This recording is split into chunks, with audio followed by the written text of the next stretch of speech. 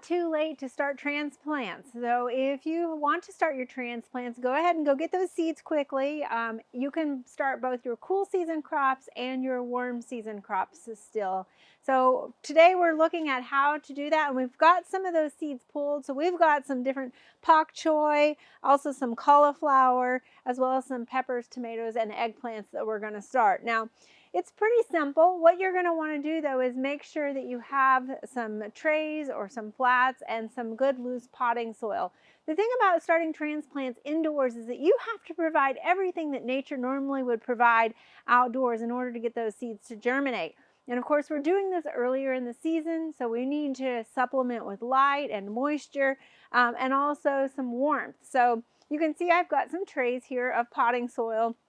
It's a nice loose mix so that the seed will easily be able to take root and allow that sprout to start coming up through that potting soil. You definitely don't want to substitute and use topsoil at all. That's just too heavy of a media to use. The other thing you do want to do before you actually start breaking open your seed packets is to go ahead and fill your trays and also to moisten that potting soil, because it can take a little while to get it actually saturated. And so to do that after you plant the seed, you run the risk of actually washing away your seed. So you can see ours are already watered down. We've saturated them. So now we know they're nice and moist, and we can go ahead and plant our seeds in there. So I'm just going to start with some, let's see what we have here, some cauliflower. This particular variety is called cheddar. It's kind of a yellow cauliflower, so we're kind of anxious to see how this is going to look out in the garden and also taste. Now, when you're planting your transplants, you might always read the label. A lot of times there's some very valuable information that is specific to the variety that you're planting. So make sure to check that out. A lot of times seeds might need specific conditions, like soaking the seeds overnight prior to planting. So you want to make sure to follow any directions that are specific to what you are planting.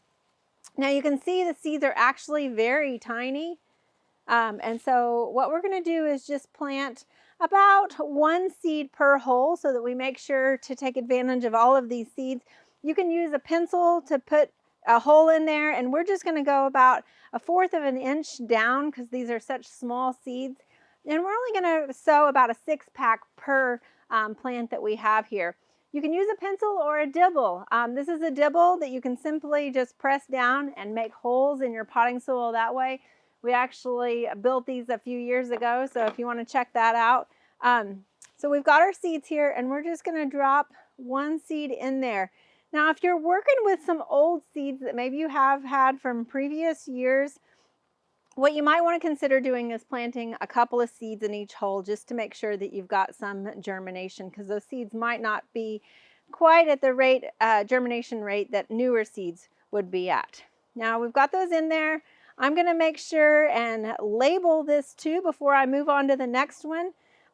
If you have plant tags, a lot of times pencil works really well, more than ink, because ink can fade in the UV light. So we're just going to make sure that we label this as well as put the date on here. You want to make sure you're putting the date when you are starting these so that we can know when to anticipate them germinating and also planting them out in the garden. Now, in addition to temperature, you also want to think about the humidity that you're going to provide to your seedlings or to the seeds so that they can germinate. And we have ours placed here on a mist bench. So these misters are going to provide intermittent moisture, about 4 seconds of mist every 10 to 15 minutes. And so that will keep these nice and moist as they continue to grow. Obviously, this is a little bit more of a production scale, so if you're in a home situation, there is a way to recreate that. So they offer different kits that you can purchase, and this is a nice tray that I really like. So our traditional tray that we've got, I still need to plant up here, but it fits nicely in this, so you don't have to worry about any moisture getting on your table or anything like that.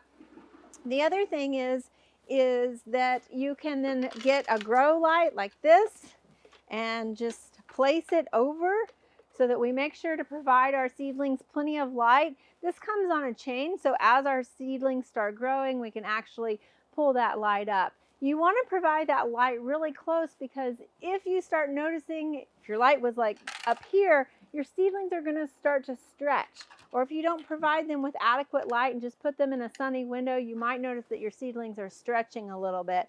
So provide them with plenty of light. Now, in order to keep that moisture, like I was saying, something like this, you can place this over your container here, and this is going to keep that moisture in on those. What you might do is just get a simple mist bottle and spray this every so often to keep that humidity up in there. It also, a lot of times these things have vents, so you can kind of vent them as well. The thing to be cautious of is these can get hot, especially if they are in a bright sunny window.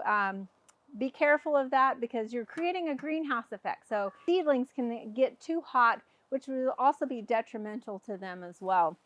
When you have this sort of a situation, you want to make sure to keep checking them pretty often for both the humidity and the moisture, but also be on the lookout for those green sprouts because it won't take long for your seeds to germinate.